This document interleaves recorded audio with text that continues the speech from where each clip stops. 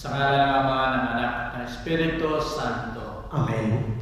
Tayo ngayon ay nasa ika-28 linggo ng taon at napakaganda ng mga pagbasa, lalo na sa Banal na Ebanghelyo na ipinapaalala sa atin na kung paano tayo nagpapasalamat sa mga taong nagbigay sa atin ng mga bagay, dapat din magpasalamat tayo sa ating Panginoon. Sumayin niyo ang Panginoon. At sumayin niyo rin. Ang pagbasa sa Banal na Ebanghelyo ayon kay Lucas. Luwalhati sa iyo, Panginoon. Nangyari na sa pagtungo ni Jesus sa Jerusalem, ay nagdaan siya sa Samaria at Galilea. Pagpasok niya sa isang nayon, sinalubong siya ng 10 lalaking kitungin na nakatayo sa malayo. Sumigaw sila, "Jesus, Guro, maawa ka sa amin." Nang makita sila, ay kanyang sinabi, "Humayo kayo at pakita sa mga pari." Habang naglalakad sila, ay nagsigaling. Ang isa sa kanila, pagkakitang siya'y gumaling, ay nagbalik na nagpupuri ng malakas sa Diyos at nagpatira pa sa paanan ni Jesus na nagpapasalamat sa kanya. Siya ay isang Samaritano. Nagsalita si Jesus na ang wika sa kanya, "Hindi ba 10 ang gumaling? Nasaan naroon ang 9? Wala kang nagbalik upang magbigay ng luwalhati sa Diyos, kundi ang dayuhang ito?" At sinabi ni Jesus sa kanya, "Tumindig ka, iniligtas ka ng iyong pananampalataya." Ang salita ng Diyos. Purihin ka, O Kristo. Minamahal ko mga kapatid sa pananampalataya. Meron isang pare na mayroong kaibigan na mayaman na may-ari ng isang rancho.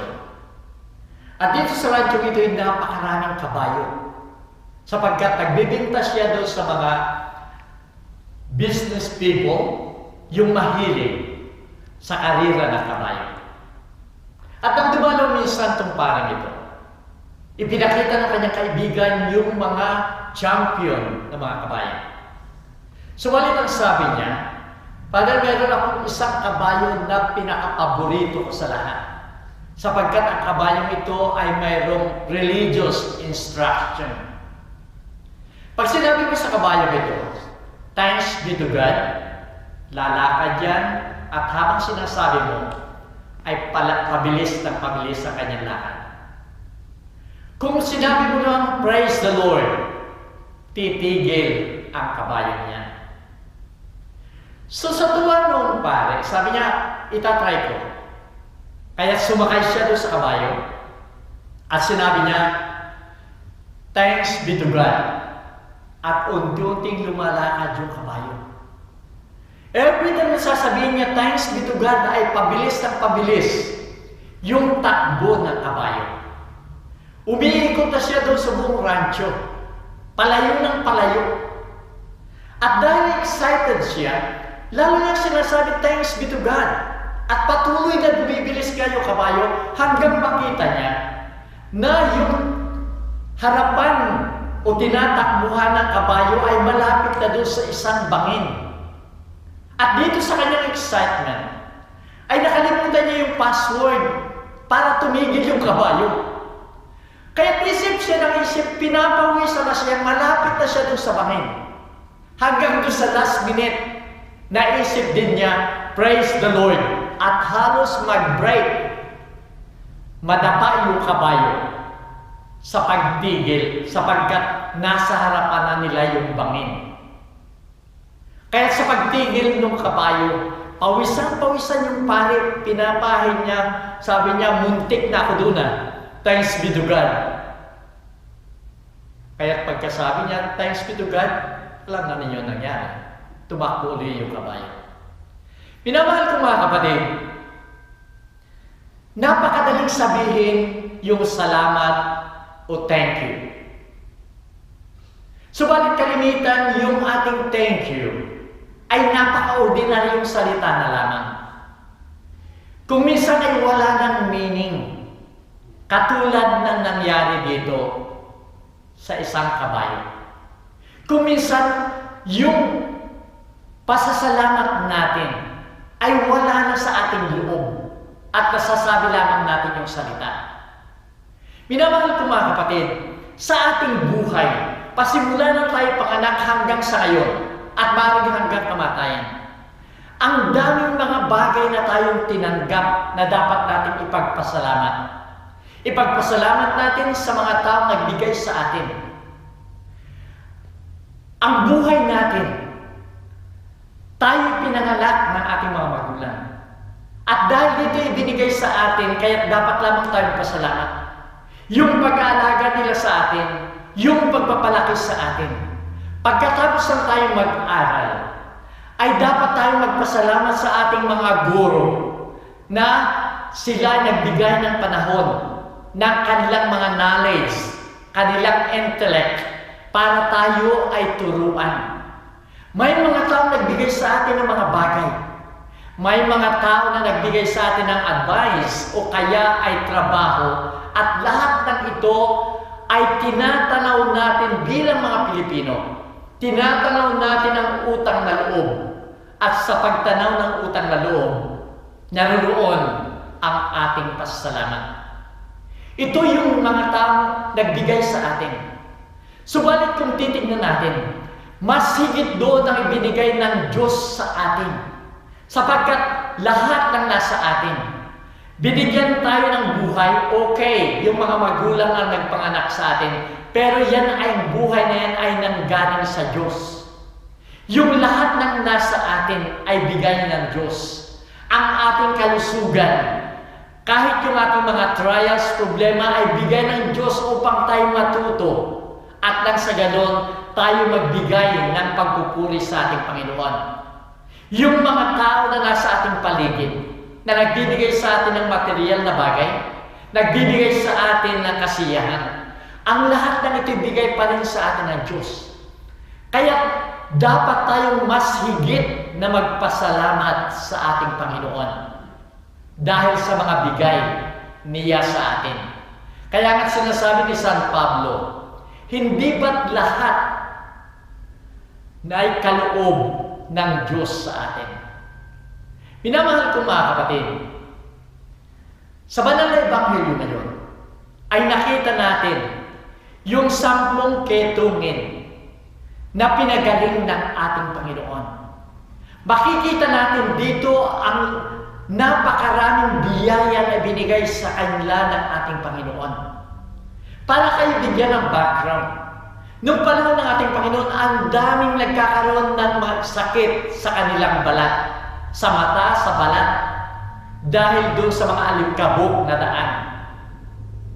At dito sa kitunging ito, nang sila'y magkaroon ng sakit, sila'y considered na sila ay hindi malinis. Kaya't hindi pwede silang makisalamuha, makisama sa mga tao. Hindi sila pwede doon sa mga gathering. Kahit sa mga religious activities ay hindi pwede silang sumama. Hindi sila pwedeng pumasok sa mga simbahan o sinaguga sapagkat sila ay hindi malinis. Para sa iba, sila ay lumalakad na patay sapagkat ang kanilang sakit ay tutungo doon sa kamatayan. Pero sa banal na ebanghelyo ngayon ay pinagaling sila ng ating Panginoon. Nang ibig sabihin sa pagpapagaling ng ating Panginoon, ibinalik sa kanila ang lahat. Ibinalik sa kanilang buhay, ibinalik sa kanilang kalusugan, ibinalik sa kanilang karapatang makisalamuha sa lahat ng mga tao, sa kanilang pamilya, sa society o komunidad. Doon sa sinaguga ay muli silang pwedeng sumama upang magsamba. At dahil dito, dapat lamang silang magpasalamat sa ating Panginoon. Sa pagbabalik ng isa, nang makita na siya ay gumaling, anong sinabi ng ating Panginoon? Ang sinabi ng Panginoon sa kanya, tumindig ka, ikaw ay pinagaling ng iyong pananampalataya. ikaw ay iniligtas ng iyong pananampalataya. Nang ibig sabihin, ang pagkakagaling sila ay kasabay ng pagbigay ng kaligtasan ng ating Panginoon. Subalit dito ay tinanong ng ating Panginoon, nasaan yung siyam na hindi gumaling? Sila ay gumaling, subalit hindi sila bumalik. At dahil sa kanilang hindi pagbalik, yung kaligtasan na yun na sinabi ng ating Panginoon at ibinigay doon sa nagpasalamat, ay hindi nila nakamtan. Kaya't pinamahal ko mga kapatid, ang pasasalamat ay tanda ng pananampalataya. At ang pananampalatayang ito ay nagbibigay sa atin ng kaligtasan. At kung ito ay dapat makamtan natin, dapat lagi tayong magpasalamat sa ating Panginoon. Sa banal na Ebanghelyo ngayon, makikita natin na yung siyam na yun ay hindi bumalik sa ating Panginoon at nagpasalamat. Marami na sa atin ang katulad nila. Katulad ng pag-iisip ng siyam na ketungin na ito, na may maling dahilan kung bakit hindi sila nagpasalamat.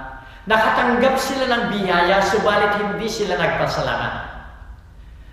Unang-una sa lahat, ang akala nila, obligasyon ng Diyos na ibigay sa atin ang lahat na dapat sa atin. Obligasyon ng Diyos dahil tayo nilalang niya, ibibigay ang kailangan lahat natin.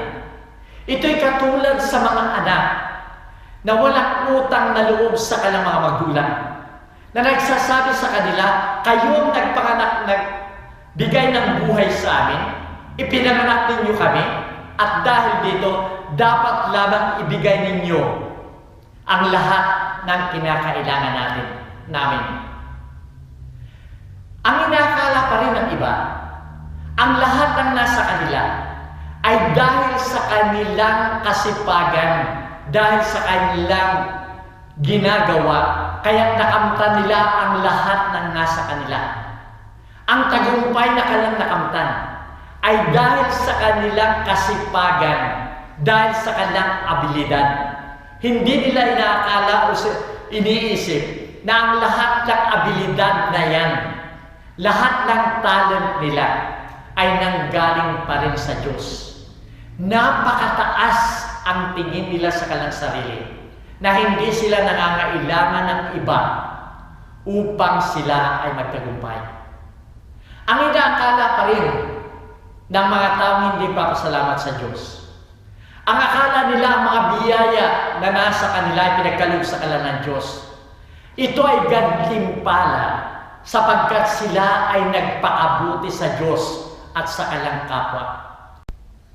Minamahal ko mga kapatid, bilang mga Kristiyano, ang daming biyaya tayo natanggap sa ating Panginoon na dapat nating kilanlin, dapat nating ipagpasalamat, lalong-lalo na ang pagbibigay ng kaisa-isahan niyang anak upang mabigyan tayo ng ganap na kaligtasan. Subalit ang pasalamat natin sa ating Panginoon ay hindi lamang dapat sa salita. Dapat ito ay isabuhay natin. Sa pagsabi niya sa banal na Ebanghelyo ngayon, doon sa bumalik sa kanyang ketungin na gumaling, ang sinabi niya, tumindig ka, iniligtas ka na iyong pananampalataya.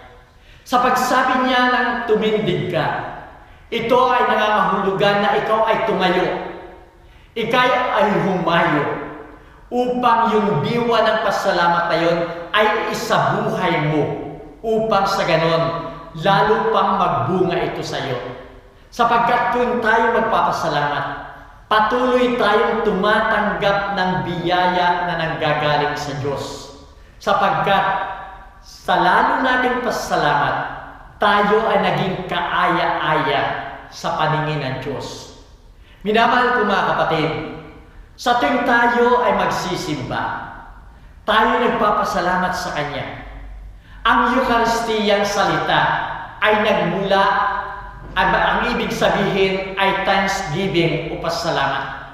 Kaya sa ating pakikiisa sa Eucharistiya o pagsimba, tayo nagpapasalamat sa ating Panginoon at patuloy tayong nananalangin na yung biyayang iyon ay ipagkaloob na muli sa atin. Patuloy tayong bigyan ng biyaya sa ating Panginoon upang tayo man ay lumakas sa ating pagpupuri sa Kanya. At bilang tugon sa lahat ng biyayang ito, dapat lalo tayong magpakababa sa mata ng Diyos at sa mata ng tao upang tayo man ay makapagbigay ng tulong sa ating kapwa, makapagbigay ng pagmamahal sa ating kapwa. Ang lahat ng ito, minamahal ko mga kapatid, ay tanda ng ating pasasalamat sa ating Panginoon. Inuulit ko muli na pagkatapos ng blessing ay meron pa rin announcement na sana bigyan natin ng pansin. Lalo-lalo na dito sa Sydney o kaya dito sa Australia. Sumayin niyo ang Panginoon. At sumayin niyo rin. Minamahal ko mga kapatid, sa ating paghahayo ngayon ay binibigyan tayo ng ating Panginoon ng pagkakataon na tanda ng ating pasalamat. Tayo rin ang magbigay sa ating kapwa at nang sa gayon, tayo pasalamatan din nila sa lahat ng biyaya na nanggagaling sa atin at nanggagaling sa ating Panginoon.